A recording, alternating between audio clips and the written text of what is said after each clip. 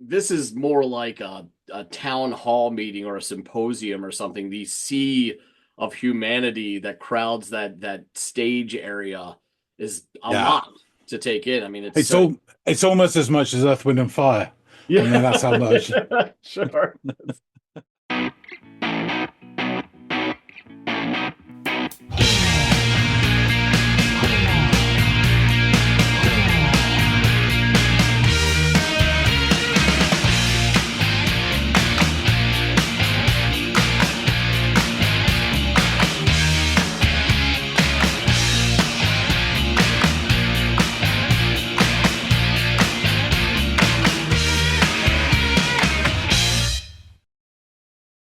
Hey, everybody out there, welcome back to another episode of the Audiophiles. I am Andy. The gentleman over there is John. How are we, John? How you doing?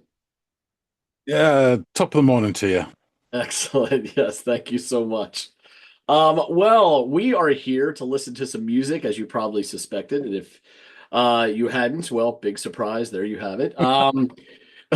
John, what is the artist and the track that you're going to have me check out today, my friend? Okay, so the artist is Spiritualized.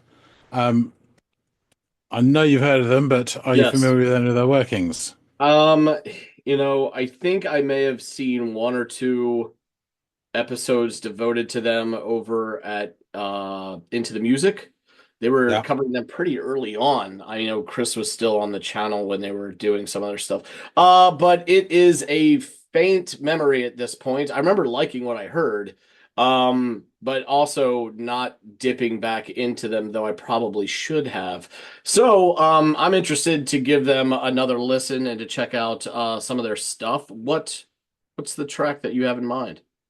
So the track is Come Together, and this is a very special live version on Later with Jules Holland. So Oh, you get to nice. see it in full motion. Yeah, well, I always look forward to checking out a song you offer, especially if it's affiliated with Jules and a show over there because they're always like it's kind of like I mean, it's a different animal, but it's the same outcome when we do like KEXP stuff where it's just like, oh, this is Yeah. just going to be really great quality. So Quality cool. assured. Yeah, yeah. Well, let me run off and give this thing a go, and I'll come back and let you know what I thought of not only the song, but the performance and the whole packaging of it. So let me go. Whew. What an absolute sea of humanity there. There's a lot of folks on this stage. Right.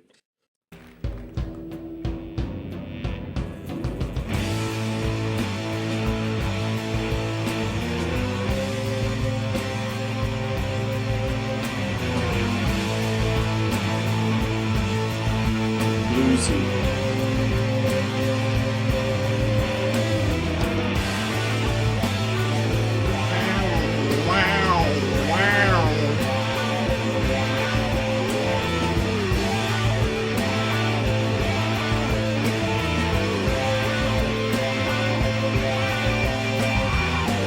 Yeah, this is great. It's got this bluesy feel to it, but it's all like there's just this extra bit of everything. You got these, horns and these strings going on. It all really sounds amazing. So I'm going to take it back a little bit and relive that intro.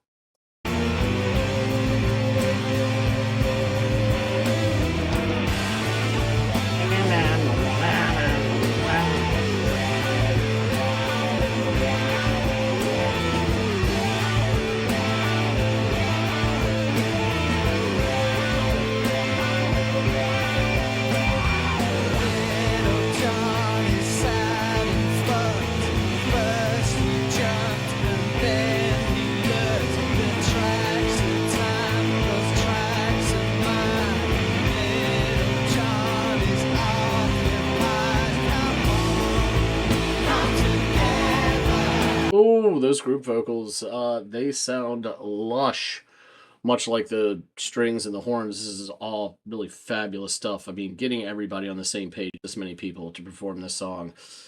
God, would have loved to have been in the audience to see all of this like unfold on stage. Interesting lyrics there, talking about everyone's favorite character in any joke or story, Little Johnny.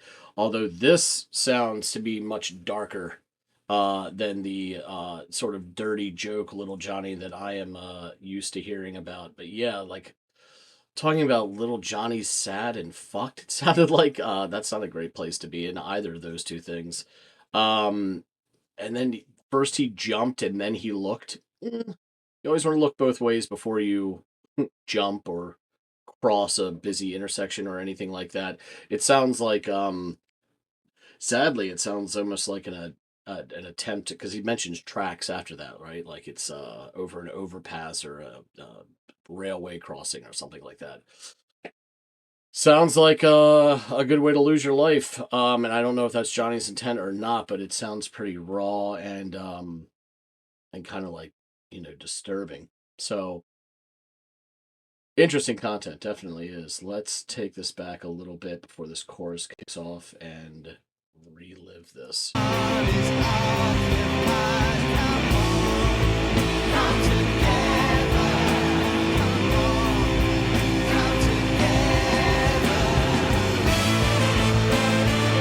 Ooh.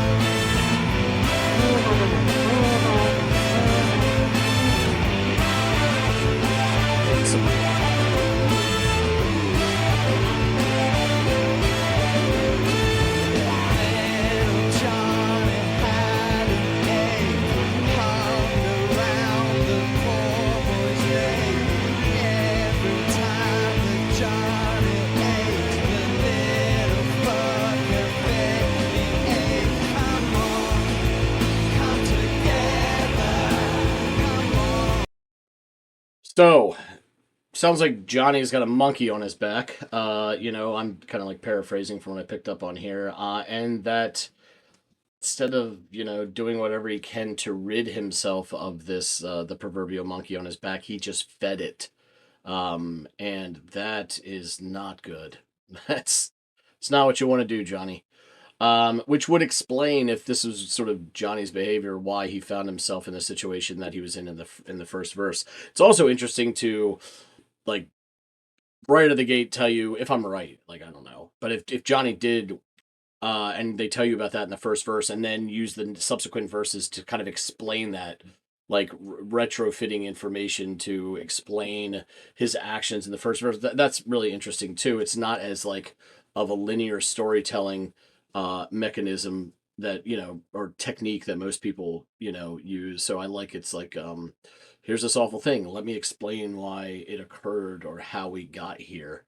So yeah, that's really interesting. And good God, this like choir adding these great, all this vocal layering to the chorus, and then that melody, that bluesy melody played by all the instruments then behind, it really sticks out on the horns. But good God, it all sounds so good.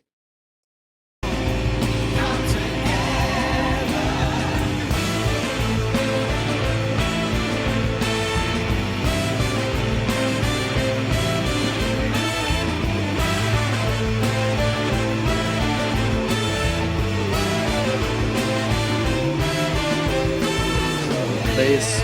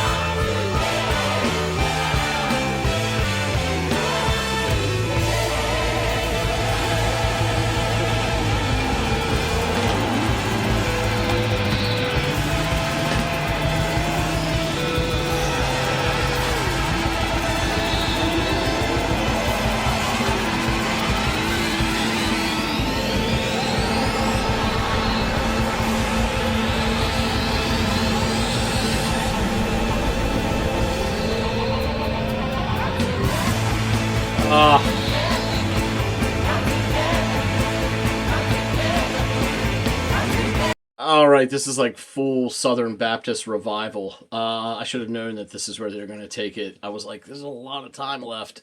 I don't know how they're going to like end it with this much, time left in the video itself. And of course, they like ramp everything up and take it up to this like very, um, I mean, very Southern church like vibe that they've got going on here with the choir and the tempo picking up and everything. This is so good. This is so good.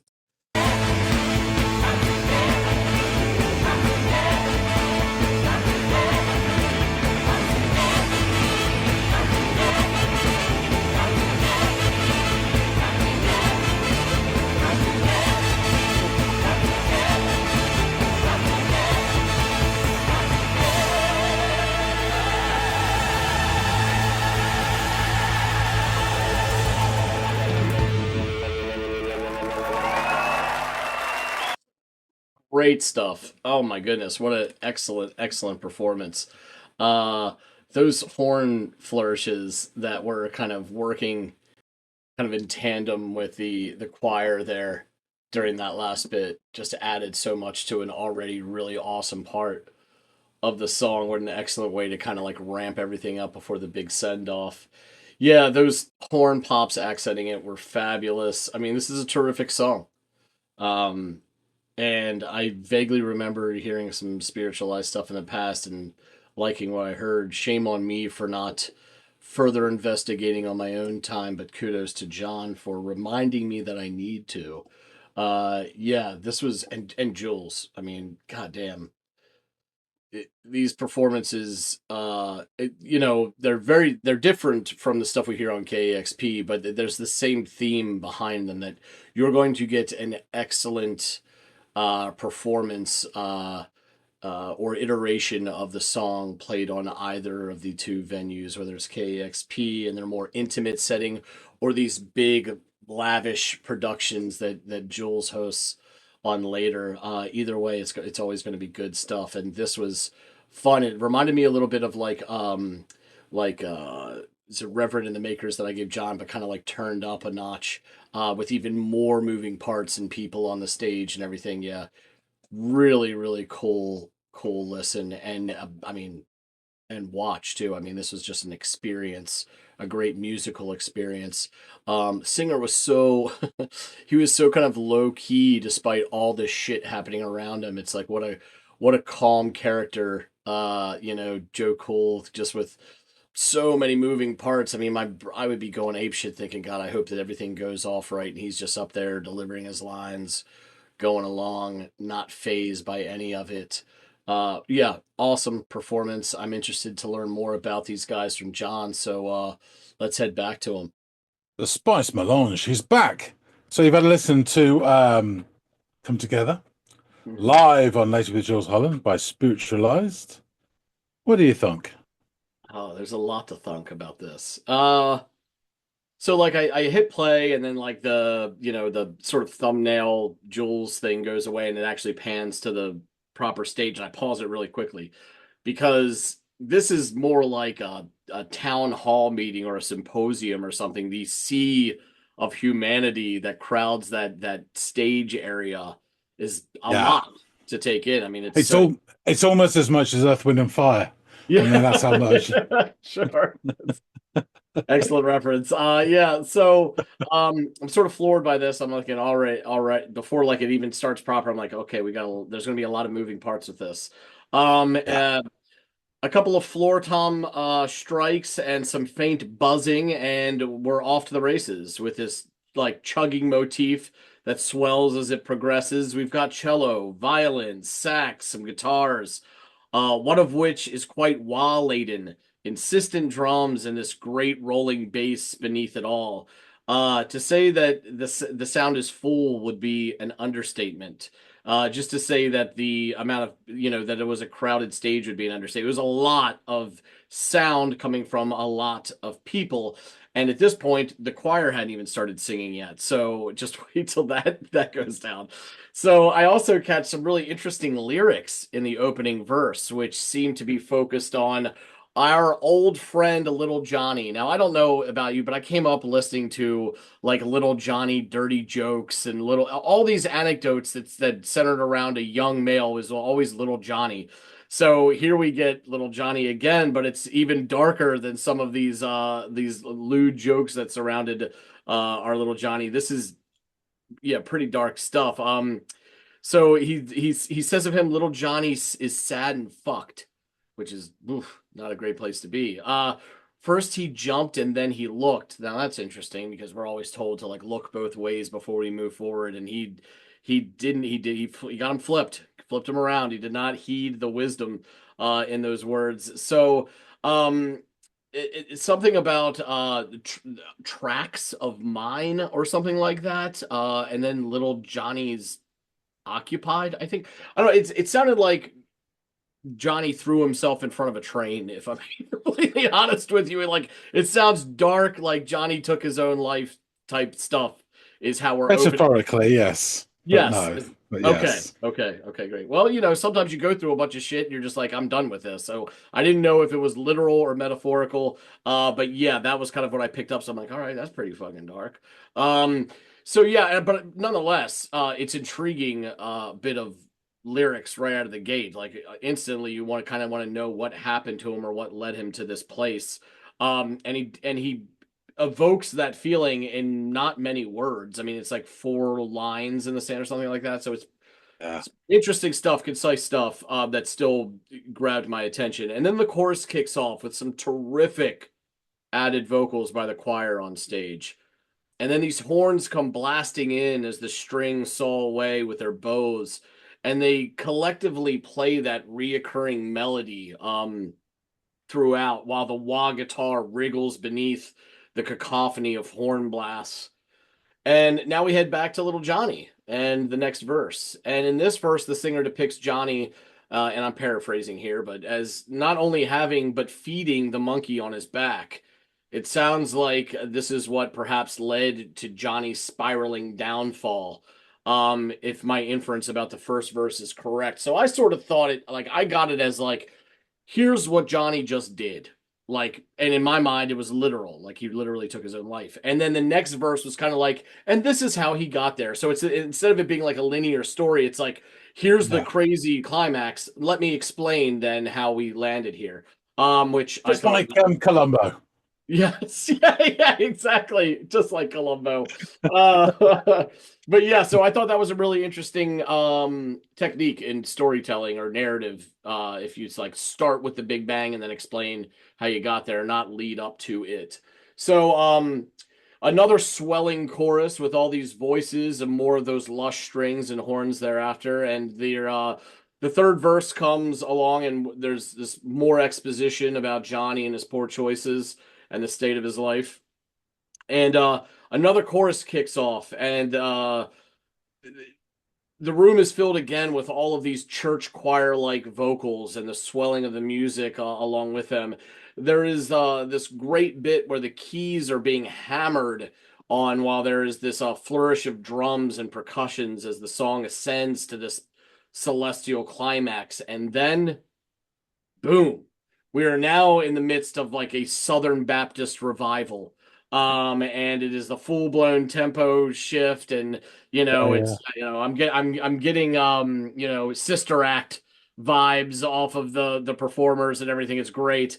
And we are now careening along at a pace we'd yet to see in this performance. The choir takes its cue and shifts along with it, peppering in the titular lines fervently with the quickened pace of the music. The horn pops accent their delivery until the song ends on the warbling tone of that wah-soaked lead guitar. And there was the song was terrific, but the experience was clearly enhanced by this stage production that I got to witness. And it was yet another killer performance hosted by Jules, which seems to be very much par for the course over there.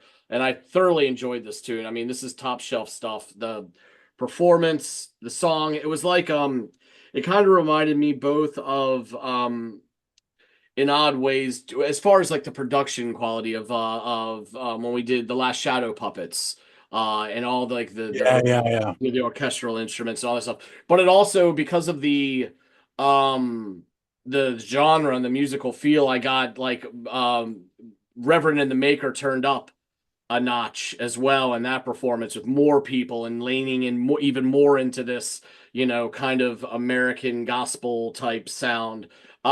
So yeah, I mean, if I offered up both those tracks. So if this is like them with a little bit of steroids injected into it, as far as like the production goes, then of course I'm gonna love it, and I did. I mean, this is a great fucking song, man. Yeah, yeah, it's really interesting, isn't it? Um, there's a lot to this. There's a lot to them and him in particular. So I'll Yeah, concentrate just on this. I just want to say, like, he was such a cool character throughout all of this. I mean, the song had all this movement and life to it, and here he is, just a little sweat dripping down and very stoic in his delivery, which is an interesting juxtaposition to the vivaciousness of the rest of the cast of characters on the stage. Interesting juxtaposition. Yeah, yeah. He's not a great vocalist by any stretch of the Mm, imagination, but he is a fantastic songwriter.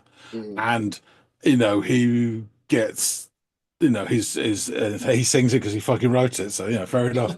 Right. You know, but yeah, there's a lot to it, so I'll concentrate as well as I can on this bit. We will do some more spiritualized stuff, and you'll get a bigger and bigger picture of Okay. it. So, Spiritualized formed in Rugby, Warwickshire, by Jason Pierce, also known as J Spaceman, in 1990. They're known as space rock, neo psychedelia, Mm. experimental rock, garage rock, shoegaze, and elements of gospel and blues. Just Yeah, a side note on that. I really like gospel music. I don't necessarily attach myself to the messaging of it, sure. but I like the style of it. I really do. And if you haven't heard it in a while and you suddenly hear something, it's just really uplifting, which is the purpose of it, obviously. It's a Mm. vessel for their message, but there you go. So, anyway, following a breakdown in relations in his former band, Spaceman 3, which was a real forerunner of shoegaze and Yep. noise rock and all that sort of stuff. Seminal band. Um, Co-frontmen Peter Kember and Jason Pierce. Um, so basically, the group's bassist Will Carruthers, drummer Johnny Matlock, and guitarist Mark Rafoy were asked by Pierce to go off and form a new group, along with his friend Steve Evans, and they called themselves Spiritualized. So that was a schism in the Spaceman 3. Evans was replaced on keyboards after a while by Pierce's then girlfriend, Kate Radley. Remember that name? A series of singles followed before the band released their first album, Laser Guided Melodies, in 92. They did a second album, Pure Phase, in 1995, and then their third, what many people consider their magnus opus.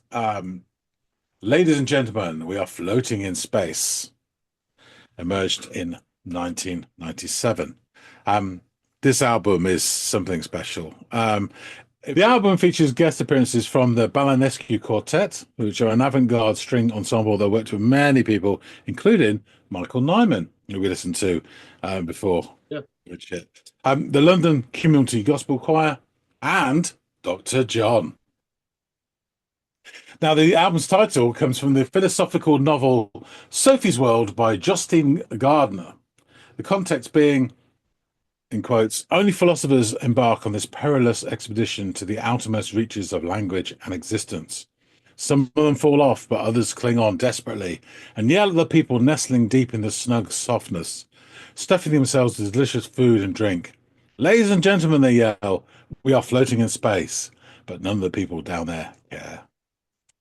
Um, Now, the album was recorded shortly after the breakup of Jason Pierce and Kate Radley, the band's keyboard player. Radley had secretly married Richard Ashcroft of The Verve in 1995. Pierce, however, maintains that much of the album, including the tracks Broken Heart and Cool Waves, had been written before the breakup.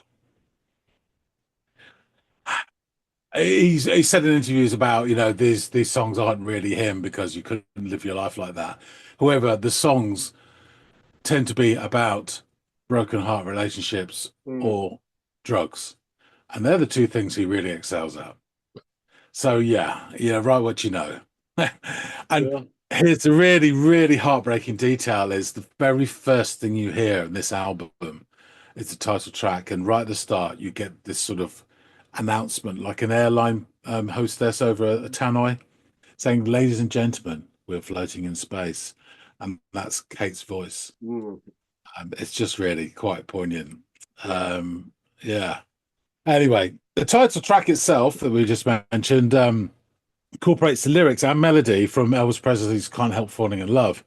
The Presley estate initially objected to this, and they had to remix a version. However, Spiritualized continued to use the Elvis song in live performances, and by 2009, they were allowed to use the version with the Presley lyrics in the reissued version of the album. But they, with the proviso, they put Presley's song in parentheses afterwards. Mm. So it's "Ladies and gentlemen, from space brackets, can't help falling in love brackets." And then just the album closer is a track called "Cop Shoot Cop," which features Dr. John on both piano and vocals, and Mm. it's named after the New York industrial rock band Cop Shoot Cop, who I saw live at Reading Festival in 1992, and they were shit. Um, but I was really quite drunk that day, and I think the reason I saw them is because there's a bunch of T-shirts with all the bands playing, and I really liked their T-shirt, so I actually bought it. I think I don't remember too much after that, but yeah, they weren't much good. Anyway, the artwork for this album is fantastic, and it was designed by Pierce in collaboration with Mark Farrow. Um, a special edition of the album was packaged in a box designed to represent prescription medicine. The CDs were in blister packs like pills, and there's a booklet with a dosage advice. And I just literally thought about this 10 minutes before we were coming on air, and I've got about 200 CDs down here. The rest are all up in the attic, and it happens to be that Spiritualized is there. I don't know if you can see, it's like the one behind here. Mhm. But like the CD looks like a pill, and inside the booklet opens up to look like medical advice that you would get with a prescription. Oh wow. Um, the same thing applies actually to the vinyl version, and I just took it, it's on the wall, I took it out. And the inside you get this thing here, and it says products, patient product information, just so if you can see a bit of it there. Mhm. And I read out some of the stuff here. Please read this leaflet carefully before you start to take your medicine. If you have any questions or are not sure about anything, ask your doctor or pharmacist. Keep this letter in a safe place. You may want to read it again. Produced, arranged, and mixed by Jay Spaceman. What constitutes spiritualized tablets? And then it's got the track listing.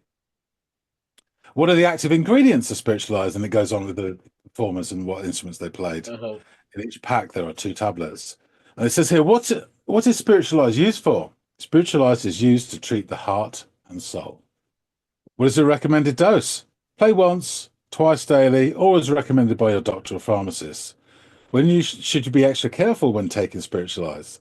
If you're taking any other medicines, including those not prescribed by your doctor, this is extremely important, as using more than one medicine at the same time can strengthen or weaken the effect of the medicines involved. Mhm. If you drink alcohol regularly or use recreational drugs, important. Spiritualized may affect your ability to drive or operate machinery. If affected, you should not drive or operate machinery. This may be made worse if you take alcoholic drinks. What should I do if I forget to take my tablet? If you forget to take your tablet, take your next dose as soon as you remember, then go on as before. And it goes on like this. When and how does the treatment with spiritualized end? Your doctor will advise you when to stop taking spiritualized. After a few weeks, it is worth trying to get by without it. This will help prevent you getting used to it and reduce the risk of dependence. Goes on for that. It's absolutely brilliant. Side effects, Yeah. everything. It's really, really, really cool. Yeah, they covered all their bases there. Yeah, That's yeah, yeah. great. How to store it? What should I do if my symptoms persist? Try alternative medicines like laser guided melodies and pure phase, which are available without prescription across the counter. It's their other albums. It's just fantastic. It's a Yeah. design classic. Anyway, um, so yeah, ladies and gentlemen, we're Floating Space released to widespread acclaim from music critics. Melody Maker called it one mind-blowing, perspective-fusing supernova of an album, and the only truly modern blues record of the decade. An album that redefines notions of bittersweet and love-hate to the point where everyday emotions seem very small indeed. Pitchfork, as usual, got it completely wrong. They scored it a 7.6 out of 10 on release before that great revisiting they did in 2010, which saw it surprisingly get 10 out of 10. And I bet the band couldn't give a fuck either way. Yeah, exactly. Um, Ladies and Gentlemen, Floating Space reached number four in the UK charts during the height of the Britpop period. The album went on to be NME's Album of the Year at the end of '97, beating other critically acclaimed albums such as Radiohead's OK Computer and The Verve's Urban Hymns. So he lost the woman, he got Album of the Year. There you go. Um, in 2013, Enemy ranked it at number 156 in its 500 greatest albums of all time. In 2020, Rolling Stone ranked the album number 13 in their list of greatest stoner albums of all time. And the album was included in the book 1001 Albums You Must Hear Before You Die. There is Deborah. And here we have it. Wow. Spiritualized. There we go. You can see it there. And next to the same page is Dandy Warhols. Fucking hell. And would you believe it? The guy who stole his girlfriend is on the page before. Um, Yeah. then before the page before that. Oh, Isn't it amazing how it's all connected? Ronnie Size, Elliott Smith, Bob Dylan again, Billy Bragg and Wilco, Mermaid Avenue. That's a great album. Fatboy Slim, David Gray. There you go. What a time to be alive. The lyrics. Now this performance does inject a little va-va-voom, which isn't in the original. It's okay. a great sort of spacey, the original one goes on to the first song, Come Together, and then I mean, just fantastic sequencing on the album as well. And weirdly, he changes the lyrics halfway through. So he swears in the first couple of lyrics, and then he changes and anyway. Little Johnny's sad and fucked. First he jumped and then he looked. Mhm. The tracks of time, those tracks of mine. Little Johnny's occupies. Come on, come together. The chorus, come on, come together. Well, little Johnny had an ape that hung around that poor boy's nape. Every time that Johnny ached, the little fucker fed the ape. Come on, come together. Come on, come together. So little Jay's a messed up boy who dulled the pain that killed the joy. And little Jay's, you gotta confess, but when he's offered, just says yes. Little Jay's all messed up. First he jumped and then he looked. The tracks of time, those tracks of mine. Little Jay is occupied. Come on, come together. Come on, come together. Now together, and then come together 8 times. And it builds up, breaks down, then comes back in, come together 16 times. Come Mhm. together, come together. Yeah, exactly. Yeah, so you don't that speeded up outro isn't on the original at all. Oh, It just goes the same pace, come together 24 times until it fades out. So you don't get that stop, you don't get that. So that's the live version, which is really cool, I think, the way it just yeah. pings back in. Um, yeah, so it is a fantastic album. It really is. It's one of the albums of that particular era. Following promotional activity for Ladies and Gentlemen, We're Floating in Space, Greg Hale left the band on good terms and remained friends with the current members. But Sean Cook, Damon Reese, Michael Mooney threatened a strike in protest over low salaries and appearance fees. So new contracts of employment were drawn up between Pierce and the other musicians. And those same contracts were then used to fire them. Oh my God. In response, Cook, Reese, and Mooney formed Lupine Howe and were never heard of again. Um, in On June 15th, 1997, Spiritualized became the last ever band to play live at Factory Records' Manchester nightclub, the Hacienda. Mm, Notorious. So it's interesting they were the last band there. yeah. The next album was 2001's Let It Come Down. It got to number 3 in the UK. It's a great album. That album includes over 120 musicians and does, go along that sort of he develops the classical music underscoring and some of the sort of gospel feeling to it. 2003's Amazing Grace is even more stripped down, but with more gospel and blues and soul influence. Yeah, with a name Um, like that. in 20, in 2005, Pierce was hospitalized with pneumonia, and both his lungs filled up with liquid Oof, fluid. His weight dropped to 7 stone, which is 98 pounds, and his heart stopped twice. holy shit. Um, So because of that, it took a little while, but the resulting album is called Songs in A&E, Accident and Emergency, and was released in 2008. That's a decent album as well. Um, After more than 2 years in the making, while Pierce was undergoing experimental chemotherapy for a liver disease and included a year-long period of mixing, Sweetheart, Sweet Light was released in 2012. Um, And Nothing Hurt was released in 2018, and the band's ninth album, Everything Was Beautiful, which again sort of got towards the top UK number 5 in the charts, was released in 2022. I'm not so familiar with the middle period of that stuff, but the last album, I think, is beautiful. It really takes the orchestration up a notch. It is a wonderful album. Really, really well produced as well and crafted. So yeah, um, interesting. And there's a lot more to say about Mr. Pierce and the band and etc. and his adventures. He is quite damaged I was, physically. to be fair, John, as you were going on about sort of like the post 2003 period, I was just waiting for you to deliver the news that I thought was inevitable. I'm glad that you didn't, but he sounds like he's led a life and has had habits that would, lead one to infer that he could be departed at this juncture. But yeah, hey man, more power to him for sticking around and to still just be creating and getting the, that's, I'm sure that that is some part of his, I don't, his rehabilitation, his medication. It's probably good for him to exercise this and get it out. So I'm glad to see still. Yeah, he's I think he's also I don't know psychologically what's happened to him, but he Mhm, seems a bit cut off. So a friend of mine saw them a few years ago perform, and he's now completely like a bit like Maynard, but in a different way. He's stage left and he's side on to the crowd. He doesn't even look or face them. mhm. He's on a chair and he's sideways on and almost like cutting himself off. They're still playing live, but Yeah, yeah, I think things are a bit much for him. He really, did go through a lot. yeah, All of it self-induced, but you know, there you go. But interesting, and I mean, it's just great musically. It's great, good and on him. yeah, cool. All right, and this performance is just, as you say, uh, Bobby Dazzler, Bobby Yeah, Dazzler. yep. Took the Right, words out I'll of wrap him. things up. Thanks for listening to this. Thank you. Folks out there, tell us what you think.